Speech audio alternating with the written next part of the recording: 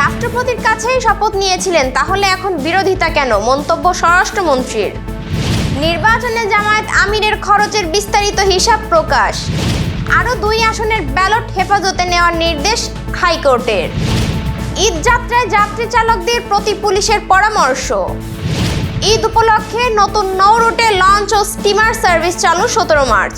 দর্শক, গ্রামের কাগজের সকালের সংবাদে আপনাকে স্বাগত। সাথে আছে আমি প্রত্যাশা আক্তার নিশা। শুনছিলেন প্রধান শিরোনাম, এছাড়াও রয়েছে রাশিফল। এবার চলুন যাওয়া যাক মূল আয়োজনে। ত্রয়োদশ জাতীয় সংসদের প্রথম অধিবেশনে রাষ্ট্রপতির ভাষণ ঘিরে বিরোধী দলের ওয়াকআউটের ঘটনায় তাদের অবস্থান নিয়ে প্রশ্ন তুলেছেন স্বরাষ্ট্রমন্ত্রী সালাউদ্দিন আহমেদ। তিনি বলেন, যে রাষ্ট্রপতির সঙ্গে আলোচনা করে অন্তর্বর্তী সরকার শপথ নিয়েছিল, তাহলে এখন এই বিরোধিতা কেন?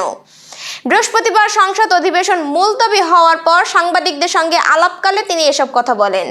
বিরোধী দলীয় নেতা ডক্টর শফিকুর রহমানের বক্তব্যের প্রতিক্রিয়ায় স্বরাষ্ট্রমন্ত্রী বলেন, 5 ও 6 আগস্ট একই রাষ্ট্রপতির সঙ্গে বিরোধী দলের নেতারা আলোচনা করেছেন এবং তার সামনেই অন্তর্বর্তী সরকারের উপদেষ্টারা শপথ নিয়েছেন।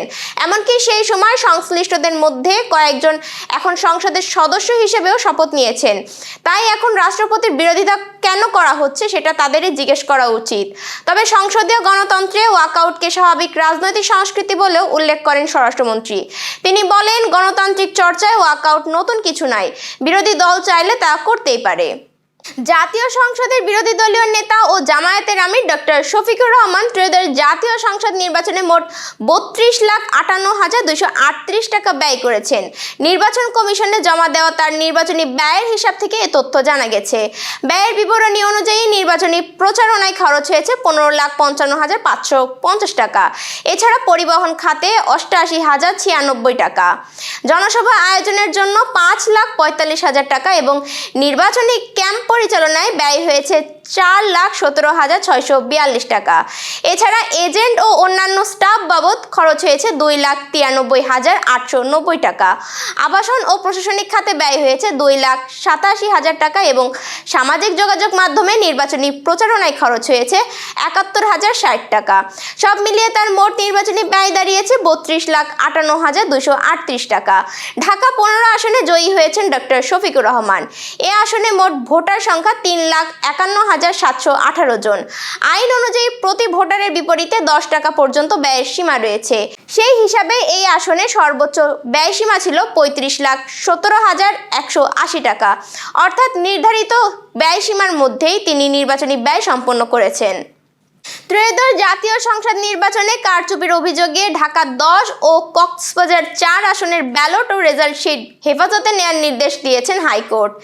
এর আগে ঢাকা 10 আসনে অনিয়ম ও জালিয়াতির অভিযোগ এনে বাংলাদেশ জামায়াতে ইসলামীর প্রার্থী জসিমউদ্দিন এবং কক্সবাজার 4 আসনে অনিয়ম ও কারচুপির অভিযোগে জামায়াতের প্রার্থী নূর আহমেদের আনোয়ারের মামলা করেন। 11 মার্চ হাইকোর্ট 5টি আসনের ব্যালট ও রেজাল্ট শিট হেফাজতে রাখার নির্দেশ দেন। একই দিনে নির্বাচনী অনিয়ম ও কারচুপির অভিযোগে জামায়াত ও বিএনপির আরও 7 প্রার্থী হাইকোর্টে মামলা করেন।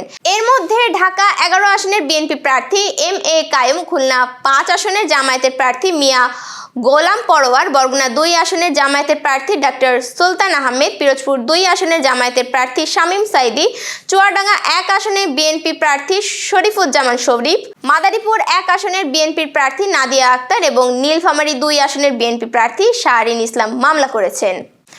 আসন্ন ঈদ উল ফিতর উপলক্ষে নিরাপদ যাত্রা নিশ্চিত করতে যাত্রী ও চালকদের প্রতি সতর্কতা ও পরামর্শ দিয়েছে বাংলাদেশ পুলিশ।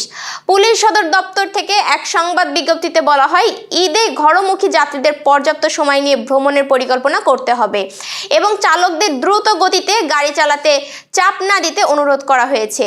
বাসের ছাদে বা পণ্যবাহী যানবাহনে ঝুঁকিপূর্ণ ভ্রমণ না করারও আহ্বান জানানো হয়। চালকদের উদ্দেশ্যে বলা হয়েছে, অতিরিক্ত গতিতে গাড়ি না চালানো, ঝুঁকিপূর্ণ ও ওভারটেকিং এড়িয়ে চলা এবং ক্লান্ত অবস্থায় ড্রাইভিং না করতে। একই সঙ্গে নৌযান ও ট্রেন যাত্রীদেরও অতিরিক্ত ঝুঁকিপূর্ণ ভ্রমণ থেকে বিরত থাকার পরামর্শ দেওয়া হয়েছে। যাত্রা পথে প্রয়োজনে পুলিশের সহায়তা নেওয়ারও অনুরোধ জানানো হয়েছে বিজ্ঞপ্তিতে।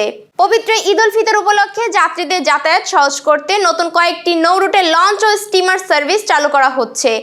নৌ পরিবহন মন্ত্রণালয়ের বরাত দিয়ে পাঠানো এক তথ্য বিবরণীতে এই তথ্য জানিয়ে বলা হয়, আগামী 17 মার্চ থেকে এসব রুটে নিয়মিত নৌযান চলাচল শুরু হবে। এতে আরও বলা হয়, কাঞ্চন ব্রিজ সংলগ্ন শিমুলিয়া ট্যুরিস্ট ঘাট থেকে শিমুলিয়া, ডেমরা, চাঁদপুর, বরিশাল এবং ঢাকাস্থ বসিলা লঞ্চঘাট থেকে বসিলা, সদরঘাট, ইলিশা, গলাচিপা নৌ রুটেও লঞ্চ স্টিমার সার্ভিস চালু করা হচ্ছে। দর্শক, এবার চলুন জেনে নিই কেমন যাবে আপনার আজকের দিন অর্থাৎ 13 মার্চের সম্ভাব্য রাশিফল। মেষ রাশির আজ কাজে নতুন সুযোগ আসতে পারে, তবে তাড়াহুড়া করে সিদ্ধান্ত নেবেন না। বৃষ রাশির অর্থনৈতিক বিষয়ে সতর্ক থাকা ভালো, পুরনো কোনো কাজের ফল পেতে পারেন। মিথুন রাশির নতুন পরিকল্পনা শুরু করার জন্য দিনটি মোটামুটি অনুকূল, ভ্রমণের সম্ভাবনা আছে। কর্কট রাশির কাজের চাপ কিছুটা বাড়তে পারে, তবে ধৈর্য ধরে এগোলে ফল ভালো পাবেন। পরিবারের কারো স্বাস্থ্য নিয়ে চিন্তা হতে পারে। সিংহ রাশির সৃজনশীল কাজে সাফল্য পেতে পারেন। প্রেম বা সম্পর্কের ক্ষেত্রে ইতিবাচক পরিবর্তন আসতে পারে, আত্মবিশ্বাস বাড়বে। কন্যা রাশির ঘর বা সম্পত্তি সংক্রান্ত বিষয়ে অগ্রগতি হতে পারে, কর্মক্ষেত্রে সহকর্মীদের সহযোগিতা পাবেন। তুলা রাশির নতুন পরিচয় বা যোগাযোগ ভবিষ্যতে কাজে লাগতে পারে, ছোট ভ্রমণ বা ব্যস্ততা বাড়তে পারে। বৃশ্চিক রাশি অর্থনৈতিক বিষয়ে কিছু ভালো খবর পেতে পারেন, তবে অপ্রয়োজনীয় খরচ থেকে বিরত থাকুন। ধনু রাশির নতুন উদ্যোগ নেওয়ার জন্য ভালো সময়, তবে আবেগ নিয়ন্ত্রণে রাখুন। মকর রাশির কিছু পুরনো বিষয় নিয়ে চিন্তা হতে পারে, বিশ্রাম ও পরিকল্পনা করার জন্য দিনটি ভালো, আধ্যাত্মিক কাজে মন যেতে পারে। কুম্ভ রাশি বন্ধু বা সামাজিক যোগাযোগ থেকে উপকার পেতে পারেন, নতুন কোনো পরিকল্পনা সামনে আসতে পারে। মীন রাশির কর্মক্ষেত্রে সুনাম বাড়তে পারে, ঊর্ধ্বতনদের কাছ থেকে প্রশংসা পেতে পারেন, ধৈর্য ধরে কাজ করলে সাফল্য আসবে। দর্শক, এই ছিল এখনকার আয়োজন। সব খবর সবার আগে জানতে ও দেখতে চোখ রাখুন গ্রামের কাগজের ইউটিউব চ্যানেল ও ফেসবুক পেজে। বিদ্যুৎ ও জ্বালানি তেল ব্যবহারে সাশ্রয়ী হন। আপনাদের কোনো প্রশ্ন বা তথ্য থাকলে জানাতে পারেন কমেন্ট বক্সেও। এতক্ষণ সাথে থাকার জন্য শুভেচ্ছা। আমাদের পরবর্তী সংবাদ দেখুন বেলা 12:30টায়। শুভ বিদায়।